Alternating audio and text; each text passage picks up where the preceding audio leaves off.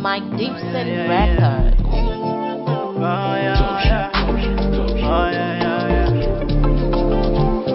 Lose it. Rainbow. We done waste like a bomber. Everything I go offer. Me I no go love another. She I the mad with another. We done waste like a bomber.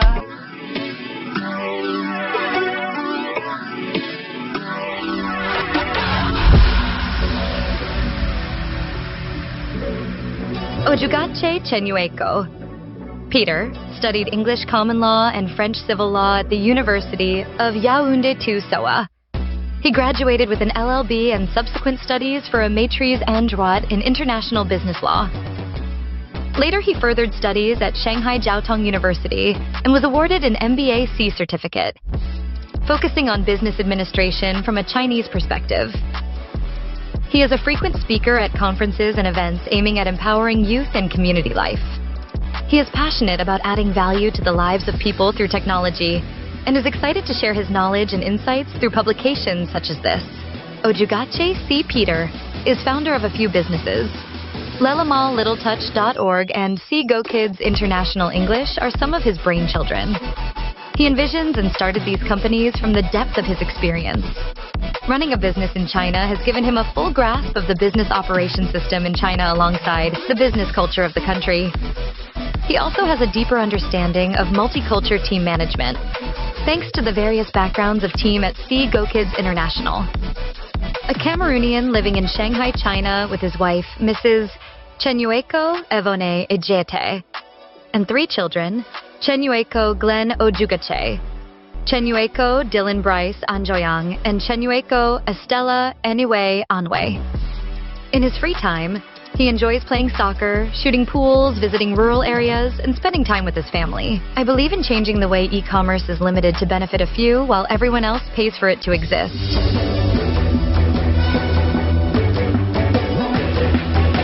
Join us on the 2nd of October by 7 a.m. at Shanghai Jiading Marriott Hotel Courtyard, Huyi Highway 3101, for the book launch of I Thought It Was Over, Those Who Dare to Dream Big, by Ojugache C. Peter. Special guests include Emilia Bywaters, D. Inquitato, and Tony Parker. Don't miss out.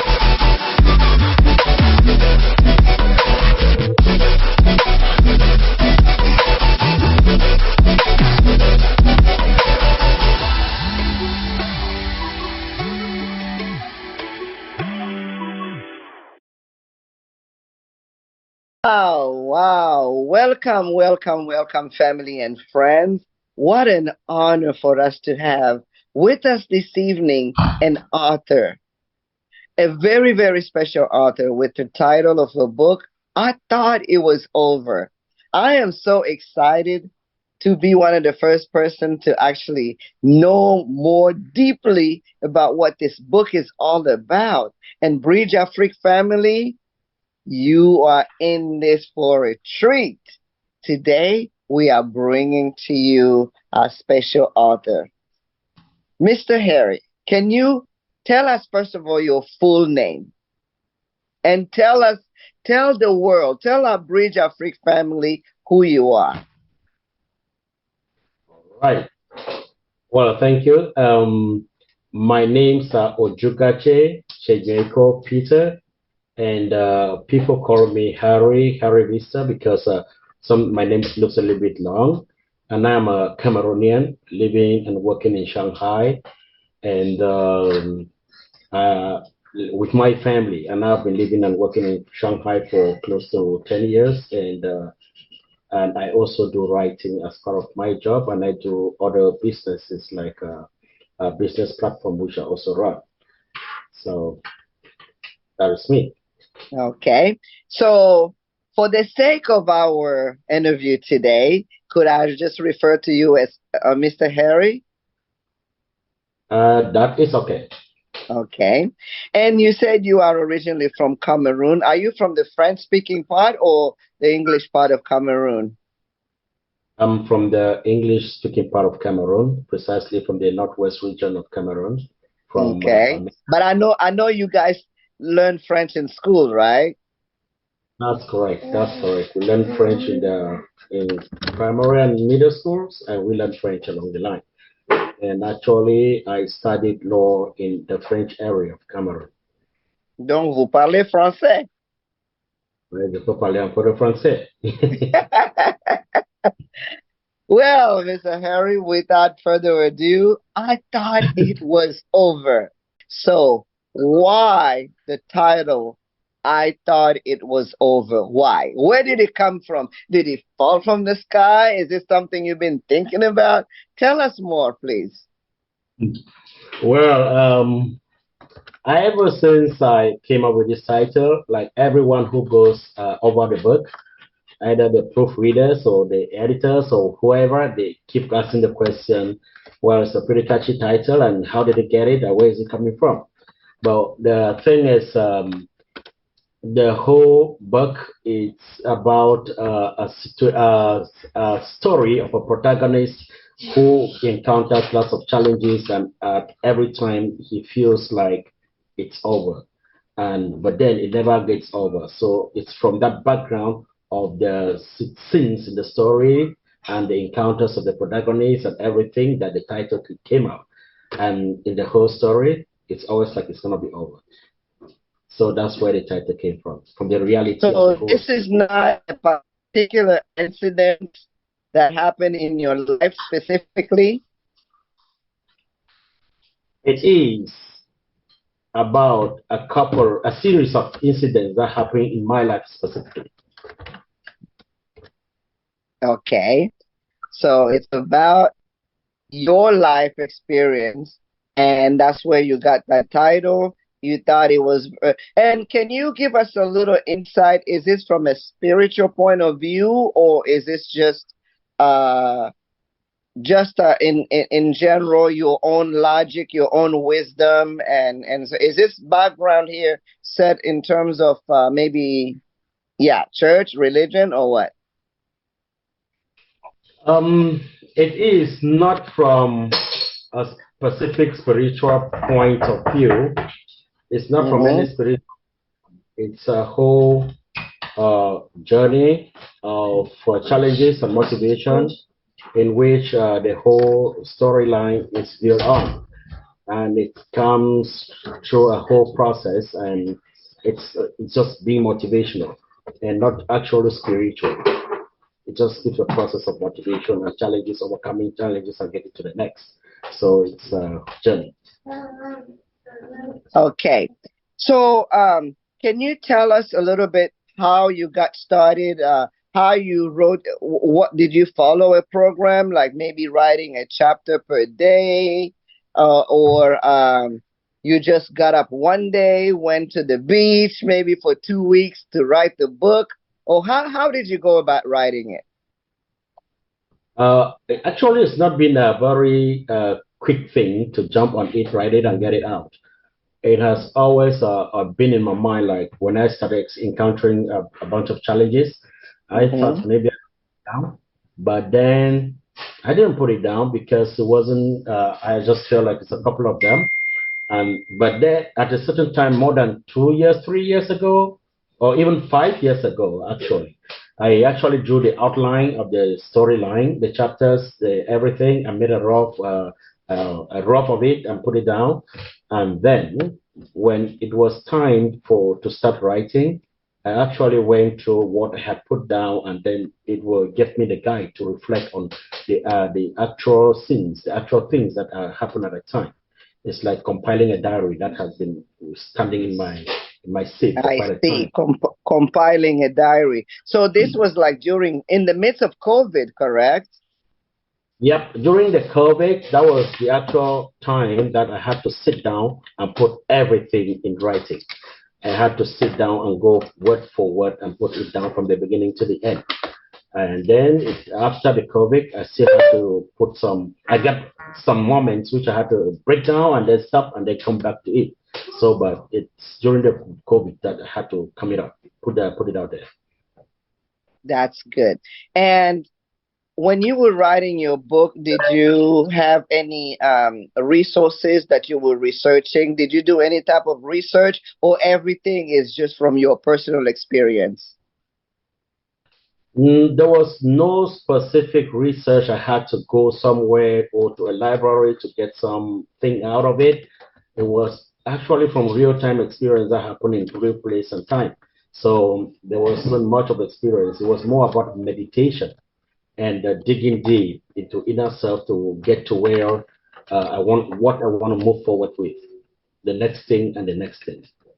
Hmm. So, tell me one thing that you want the reader to take from this. I thought it was over, or maybe a couple of things. What is the main important thing for you? When I haven't grabbed a copy of the book yet. When I come to Shanghai on October 2nd at the book launch, I definitely will have my copy and be able to read it then. But without giving it away too much, what is your main underlining goal that you want the readers to take? The key underlying thing is like the theme of the book, like we split the whole chapter, the whole book is split into two parts. There is the first part and the second part, and the first part, each of it has a very key theme outlined at the end of the book. And in the process, in the whole process of the whole part of the story, there are sub themes in the story. But the main theme in the first part is the need to go back to your roots, the need to respect where you're from, the need to always go back to those societies where you grew up but naked and the people saw you grow up for time, and then you grow out and went far and wide, and it's always sometimes very important for you to take that journey back and go and impact the values of the people who raised you up where you grew up. That was one of the key things in the first part of it. And the second part of it, the key theme there is to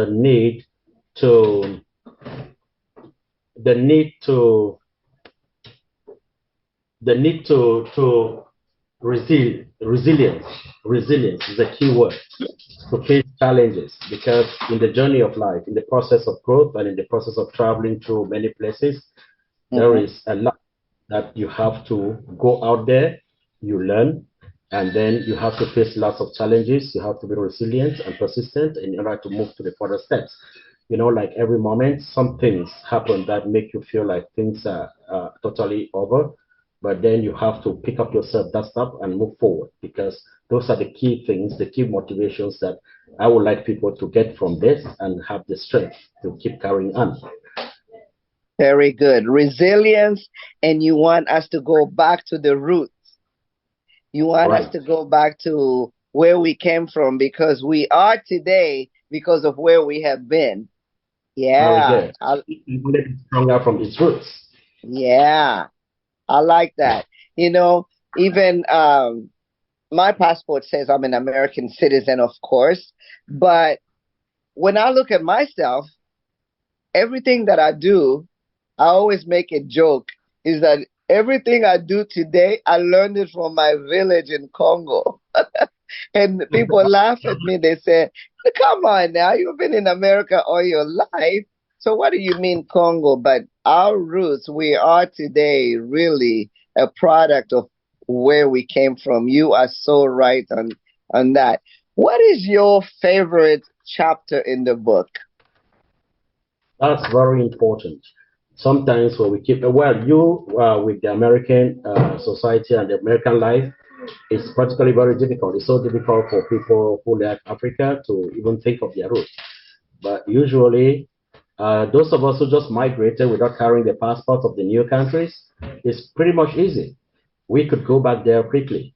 But you, with the citizenships of other countries, sometimes there's a tendency to forget. There's a tendency to move on. There's a tendency to accept a new route. So, but I do encourage that people can take steps back. They go back to their roots, because going back to your roots, that's so important. So when you look at the book, can you give us a quick outline of how you organize your chapters, and also tell us, of all those chapters, if you have to pinpoint on one being your favorite one, what would it be? Well, the chapters, like I outlined the book into two parts, part one and part two. And the key part was the first part is like my life back from my roots up to when I left my roots, when I left Cameroon and started going to other countries. And then the second part of the book is the life after that. And in both parts, there are key chapters that are pretty much important, like valid chapters to me, very valid to me. In the part back in the part one, there is the chapter where I like graduating from school and getting lost at of the beginning. You graduated from school from you mean in Africa? Yeah, from the University of Yaoundé. Yeah. And then it is seemingly difficult to get a job, or the thoughts of moving forward from there is almost practically impossible. And then I decided that I needed to move out of Cameroon. And before graduating, I had already built that the mind that it wouldn't be possible for me to waste my time trying to, fight into getting government positions or whatever. So I made up my mind that I had to leave. But it was quite challenging because my family wasn't that a rich family, and the directions, I had no friends or no brothers or sisters who had already left the country, or anyone who could give me a proper guide of where to go or the financial support. So that chapter was pretty touching to me because I decided I had to do it. I had to do it.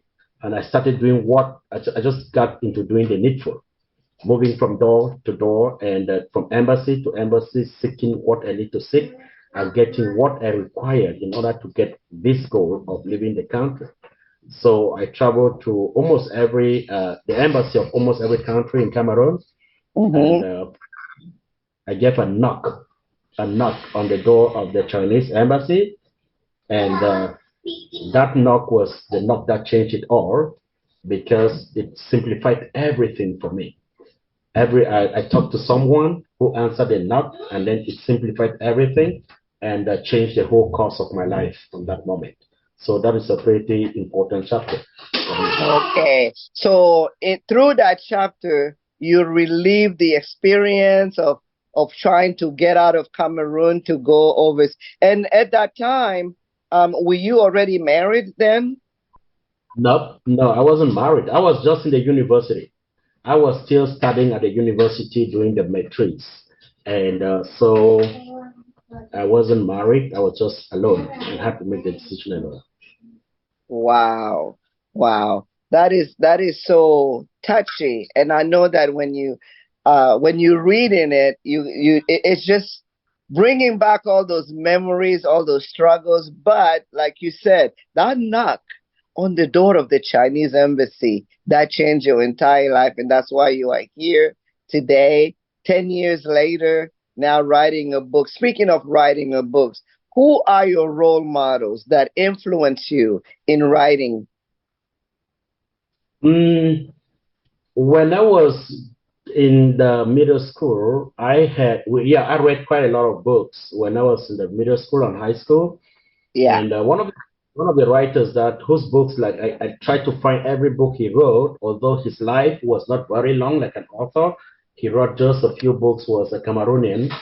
He was a Cameroonian. He's called Dr. Bernard Fallon. Dr. Bernard Fallon. He was actually a doctor in education, and he was a speaker of the National Assembly for a period of time, and he was in priestly ministry, but he didn't become a priest, and he never got married, had no children, but he was a doctor in academics, and he actually translated the Cameroon national anthem into English. I read a lot of his books, which were based on some kind of frustration being put out of the seminary education.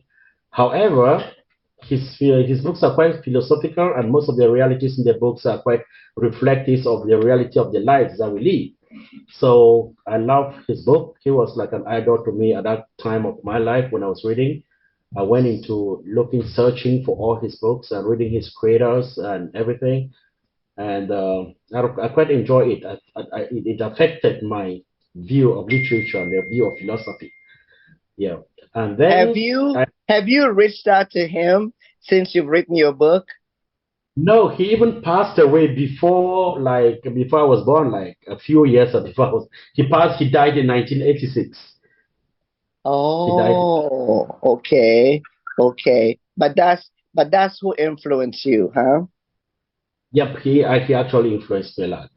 Yeah. Okay. You see, sometimes we don't even realize it. People learn what they live, or people from far away, even you now, as you are writing this book, other young people, or even older people, people in general, they're watching you through what you do and they're learning.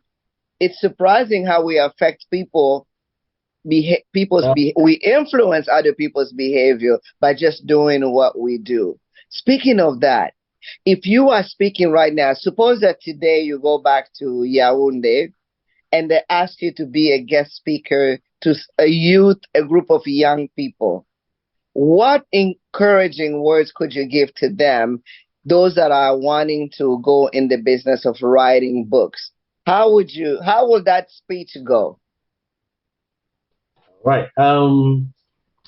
I will tell them that, well, especially if I go back to Yaoundé and I'm talking to the people in that particular society, it would be different from talking to people maybe in China and in other places. But going back to my roots, to Cameroon, Yaoundé, and talking to the children there, I will tell them that every step of their being it's a whole book, it's a story. And I know exactly what challenges they are going through daily in order to live, in order to survive, in order to envisage themselves like great people or growing up and challenging the status quo. There will be a lot more to tell them, and the key word is do not ignore or do not neglect the little steps that you take, and do not neglect what you see with your eyes. That story may build up into the reality of the next generation. So I will encourage them to do it and to do it now, and just try to do it. Yeah, because that is the story the next generation would like to hear. Okay. So this young writer wants to write a book. Give them three things. One, two, three. What should they do in order to write that book? Just like you wrote your book. Tell them, step number one, do this. Step number two, do this. Step number three. Because they don't know how to get started. Maybe this young kid, maybe it's from the suburb, the village or something, and they really want to become a writer. So give them the what is it called? The blueprint, the steps on how to go. All right. The first thing I'll tell them is you got to read first. You have Read to read first, okay. What would you suggest to them to go read? Read what? Okay. Every book has a lot to offer. When you read a book, there is a direction there is knowledge you might want to get from the book. Sometimes you read a book in order to get just the language, the diction of the story. How does the author present a specific story? Okay. So read purpose. And then so read a book. Read first. Like read how many books? One, two, three, or when you read a couple of books, you will certainly like a style of book or a direction of book or a specific author's writing style. We should make you reading that, because that's going to be your guide. That's going to be the kind of you want to emulate. So you have to focus on getting exactly how he puts the language and how he brings out the logic in the story and how he presents his plot from the beginning to the end. So the first step will be requiring every kid to read as many books as you can. And when you read a book, be very sure you know what you want to get from the book. Maybe just the storyline, maybe the vocabulary style, or maybe the logic of presentation. So that will be the first thing. And then the second thing I will require them to do is make sure that you write down. Make sure to write down daily. what strikes you, what what you can visualize from your process of life, of every day. Yeah. In Try other to words, get take notes. Take notes. yeah, take notes and make sure that those notes never get lost because they will remind you of everything that you've gone through and what you've read. And make sure that you take a period. And one of the things that I also recommend is the key thing is do it, do the writing. It must not be perfect because if you wait to get a perfect writing out there, I think you will never do it at all. You only keep waiting and getting ready and preparing. But just try to do it. It's not for anybody else because sometimes we believe that we believe that people should write, not us, right? We believe that a writer should be out there. They shouldn't be us. So just put it out there because the evaluation of what you're doing cannot be done by you. Maybe when you take that first step out, the evaluation comes back and you realize that that could be a potential in you that you need to exploit. So do the writing and publish anyway and get the feedback and keep fighting for it to go because if you got to do it, you do it. Yeah. So you want them to read as many books as they can, and you want them to take notes. So Yeah. those notes are related to what their writing is about, pretty much. And Well, then just jump into it, just write. that's Don't right. even worry about it. Just write and publish. Just write, and once you finish writing, the rest of the world will help you take care of that. The publishers, the editors, they will begin to push in the best thing that you want to take out of it. Okay. Speaking of editing, in this world nowadays of the AI, how do you feel about having AI edit a person's writing? Um, there are different kinds of If I might say, I would say that there are different kinds of write-ups. An AI cannot actually bring up a memoir or some story of a person. There is what we call a raw content of your story. The AI cannot give that out. The AI cannot. So when you are like every author now, everybody could jump on ChatGPT and get a story done. You could get out of ghostwriters and get a story done. But when you want to write a story that is actually unique with a lesson, that a theme that can be taken home, I think it has to be based on your own mind, your own thought. Because when it comes, even business books, if you write a business book, of course, you can get every material about business from online.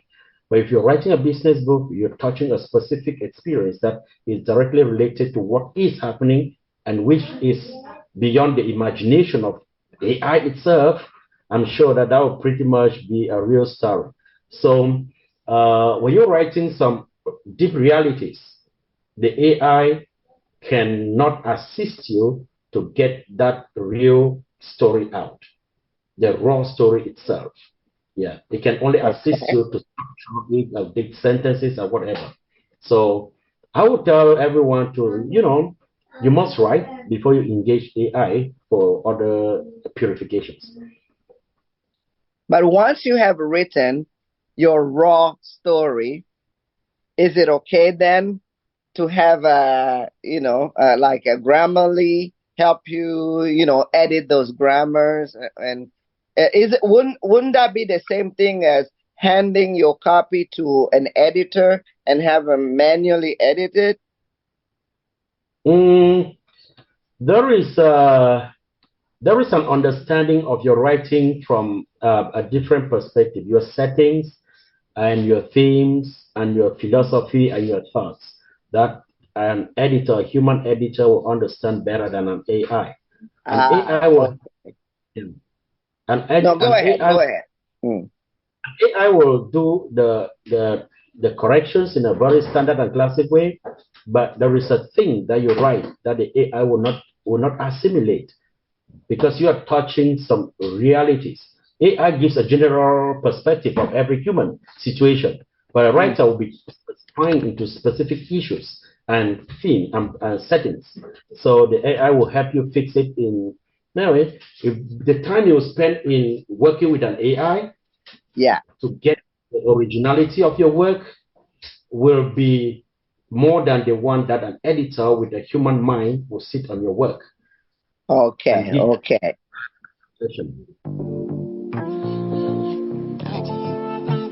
Oh yeah. Oh yeah, yeah. Oh yeah. If I had to live my life without you near me, the days would all be empty. The night. Yayugu Villa et Ligny Amusement Park dans la province de Shandong, en Chine, offrent une zone de retraite surréaliste au milieu des paysages naturels.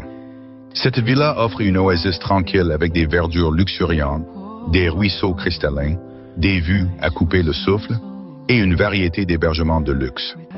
Le parc dispose de pistes à roulettes, de diapositives et d'espaces thématiques. Yayugu Villa offre aux voyageurs une occasion unique de se plonger dans la beauté naturelle de la campagne chinoise. Venez vous détendre dans ce lieu surréaliste et ne manquez pas ce cadeau de vie naturelle. Plus d'informations sont affichées sur votre écran.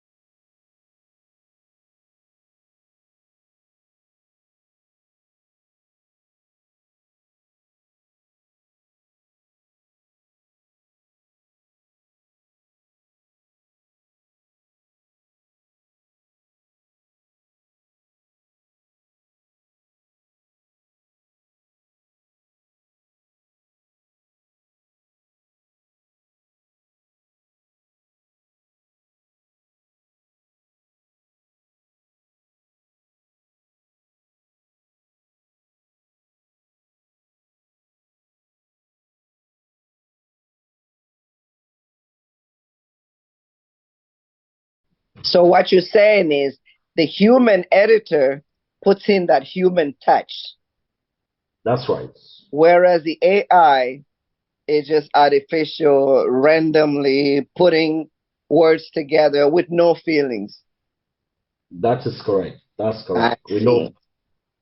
Well, listen, how can Bridge Afrique assist you in this journey of yours of book launching and also advertising your book to the world? And how can we, Bridge Afrique family, assist you?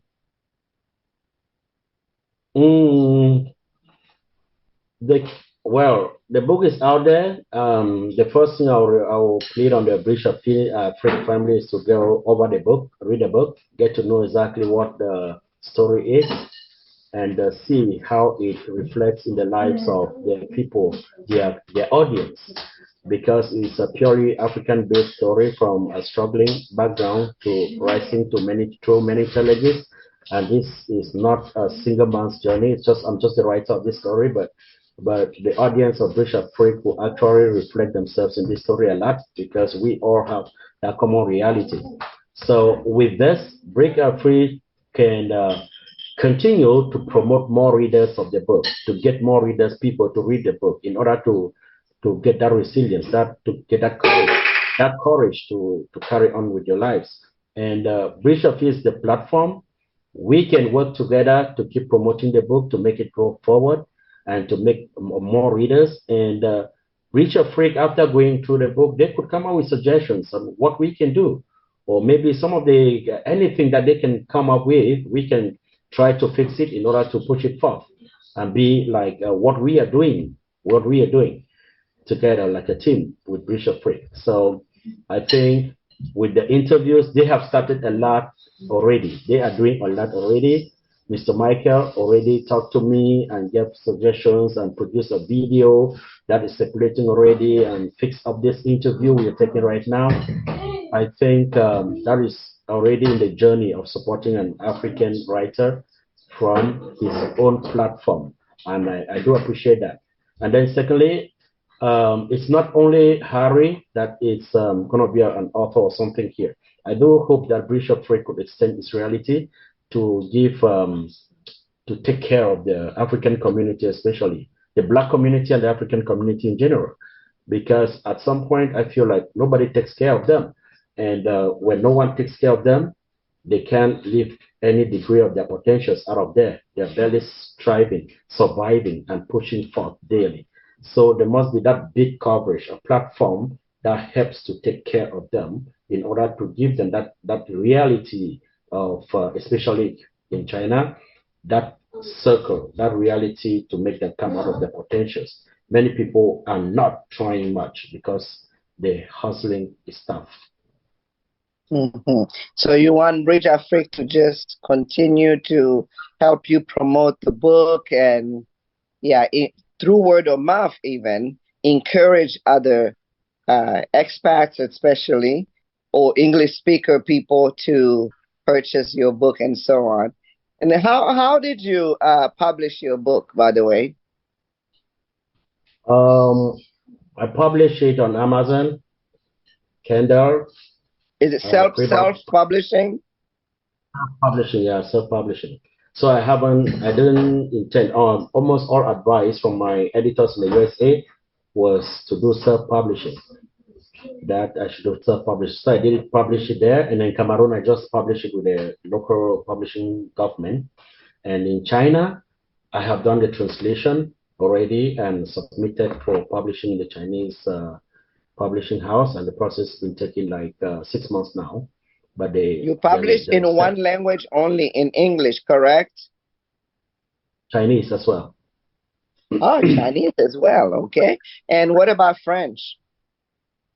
The French, I will publish in French as well. I will do the translation and do publishing in Cameroon in French as well. Okay, great. And maybe this question here is too far ahead, but have you thought in your mind to have a sequel of I Thought It Was Over? Actually, there is at the ending of the book, at the end of this story comes with, it was just a thought. It was just a thought. It was over. It's never over. We're going to move on and see what comes next. That's how it ends. But it's just a beginning, it's a step, because I was encouraged by the reviews from the various editors, because I picked editors from America, I picked editors from Cameroon, and I also picked editors from French-speaking Cameroon. Some of them, I was picking these areas to make sure that, and also an editor from China who went through the story before it went into the Chinese system. So the reviews from them is quite like, oh, why don't you write? Why don't you write more? The story is quite catchy or stuff like that. They keep encouraging. So I think I will do a continuation of the writing. But yeah, good. Yay! It's kind of story. But I actually have a business book that is almost out as well. It was supposed to be published before this one, but I held it back to do this and clear this out first, and then I will be published as well soon. What angle of business? Marketing, sales, whatever? I don't get what angle? What angle of business? Money, like entrepreneurship. Okay. That sounds very good. That sounds very good. And how did your family in Cameroon, your mom, your dad, your brother, your sister, how are they reacting to all this new phase of Harry? My dad was actually one of the persons I had him read the book first, proofread the book at the beginning, because really, yeah. The key reason is that some of the things in the story are typically traditional issues back in Cameroon, and I wanted him, who understands better, to look at them and be sure that I put them down in the right language, or I use the right things, I will say it correctly. So I had to make him go over it and then write a little review or report about it or a suggestion. And he did correct it. And some of the things that I wrote about, maybe about him, mentioning his name and stuff, he said, no, it was not this year, it was that year. So Father So always telling children what to do. Yeah. some of Yeah. them I say, "I allow it like that. It doesn't really matter that much." And I let him do that because, yeah, I wanted first to make sure that I didn't write things that will cut across the Cameroonian political system, because those are very rife guys. They don't want you to Yeah. write negative about them. So that's why I picked editors from Cameroon, because I wrote a lot about school life there and life there and the challenges there. And we all know who is causing it and stuff. So I wanted them to read it and then say, okay, it's fine, no problem. Because they say, oh, no, don't do this. They'll be chasing you around, stuff like that. So I wanted to make sure that those are done. But my family in general, as soon as I completed the first dummy and stuff, I sent it back home, and a couple of them home, and people, they read it. They were like, okay, please and done. Well, they always believed in me that I could do even more. So What it about your was. mom? My mom was so excited about it. And my mom was so excited about it, and she said, "Let the try to distribute it. Let people read this." Yeah, those Hmm. who let people Well, read it. I I don't want you to give it all away, because at the book launches, that's when everyone really will come to the realization of what content you have put in there. But just to give our viewers, just to give them a little meat here, talk to us about one incident in that book. Elaborate a little more on when you thought it was over. um, there are so many incidents there that, like in the process of writing, that were really touching, that made me suspend the work. But then it's a whole bunch of, I thought it was over situation, series of it. But then I could just give one that was so basic and a little bit short, so that you can go discover these ones. But the one I'm giving is just like the one I'm talking about right now is something that was, well, just a smaller one. Was my when I first got to China, I was working with a newspaper in Beijing as an In editor. Beijing? Beijing, yeah. Yeah, I was Really? working. Yes, that's right. I Oh, was working the newspaper in Beijing, Chaoyang area, Chaimanjie specifically. I worked there for I about live 3 years. in Chaoyang. Yeah. Good. So I had always lived with the like, my personality is, I go get the things I want. I don't wait anyway. That's what I try to do all the time. So You a when I got, go-getter. yes, go get it. That's it. So when I got here, I usually look for employment. I always sit on the computer when I see maybe Africans, or look for jobs online for them, because I was working in the newspaper. Sometimes I could get relaxation time. I'll just go on job hunt, try to build resumes for friends and people I know, and send them online, and then get jobs for them and help them get jobs. I usually did that a lot. So when people begin to know, Africans and foreigners, not only Africans, begin to notice me, most of them started hanging very close to me. And then they started living with some who lost their homes and stuff, started living with me. So that was You one of, became a role model. yes, they started living in my place. So like one day I went for work at the newspaper, and then they were home, like three of them, and others came in from Italy. They were staying together, and then they started cooking. And something happened. They went out to see up a friend and delayed there, while there was a pot in the fire burning. And when they were Oh no, leaving, I can see it happening.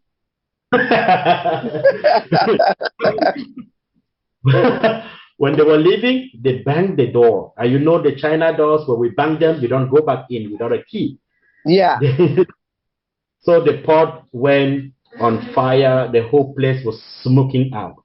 And when Oh they my came back, God. And they don't, this is not a place like America where every apartment has a fire extinguisher. I but they mean, couldn't fire alarm system. fire Yeah. alarm. Yeah. they couldn't get in because the door was banged out. So they were at the door, frustrated, nobody to go in, and the situation kept getting worse. And the smoke came out, and the people in the community all rushed out. When they called me, I ran back home, and I saw the smoke coming out, and I used my spare key, opened the door, jumped into the house, and turned off the gas. I thought it was over. Oh my God. Everything would have been over. Wow. I only regretted that when I left, when I had come out. I thought, like, what did I just do? Your life could have been over. Oh my Yes. God. That was quite. And so after that, did you continue to have people over? Or you told them it's over? No, it wasn't over yet. They all were crying and weeping and just confused the whole night. They got back home. Everybody went quiet the whole night. The next day, I went back to work, and it went back to normal. Everybody learned a bitter lesson. They learned a lesson. Everybody grew up. I mean, that is. Well, why didn't you guys like, okay, so like in America, if such a thing happened, I will grab the phone, call 911, the fire department will be there in a minute and everything will be over. But why couldn't you guys call the police? They called, actually, and it was taking longer. And then the guy who came to take care of that was getting longer. So it was getting, I was there waiting for them to open the door and turn it over, but it took longer. So I thought, I can't just wait, just do it. That's what happened. We were waiting for them to get there, but I called a quick person to come and open the door quickly, and then I just went in. So we couldn't wait. And I thought if we waited, it would have been over for real.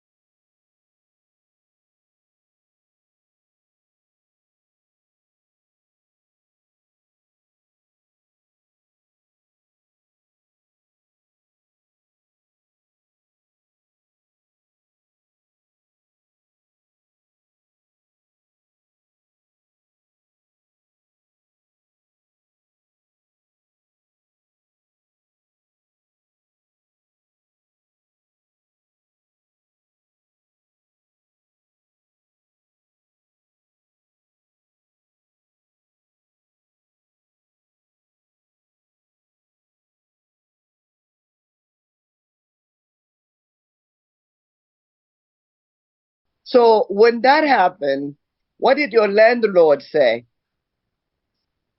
He didn't even know. But what? Your landlord is going to read this book, your former landlord, and they will see what happened. So he didn't even know, the police did not alarm him, huh? No, they didn't alarm because the fire went off. The only thing that was roasted was the pot and the content. And that's why it didn't go into the catastrophe, into a disaster. Because had it roasted the place in general, it would cost a bit. Yeah, I couldn't have been able to go in there outside to play the hero thing. So. Wow. Well, thank you. So everybody was safe. Nothing was over. Life went on, and here you are, and you wrote the book.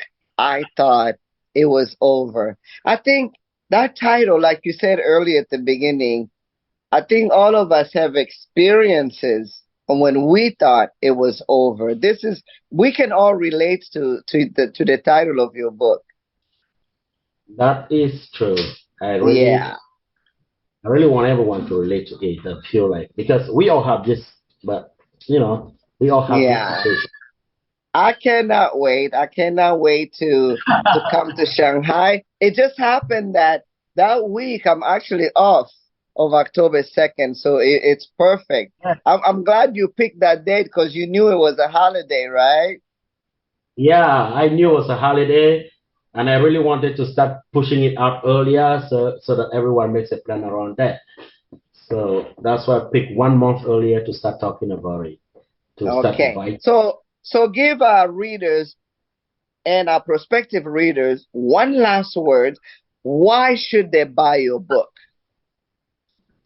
One last word. Why should they buy my book?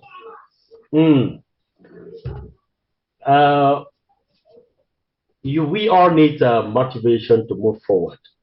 We are all facing challenges daily.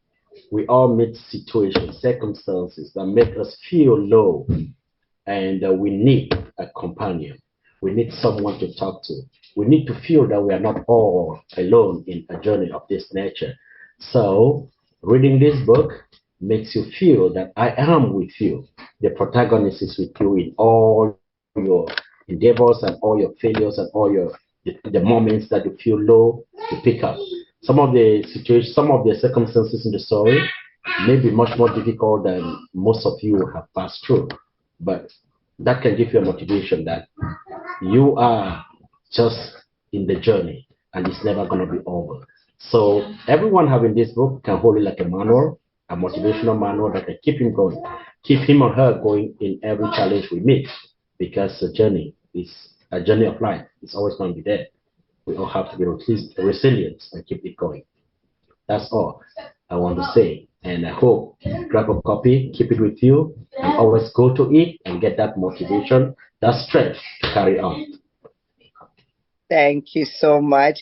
And I will see you in Shanghai on October 2nd on behalf of on behalf of the Bridge Afrique family. We thank you for giving us this opportunity to be able to get in your mind and soul and your heart on why you wrote this book and what the content of the book is. Thank you so much, Mr. Harry. Thank Bye-bye. you so much, Emilia. Thank you so much, and thank you for giving me the chance to talk with you here.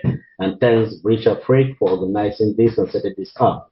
Thank you so much. That's all I can say. Bye-bye. Bye.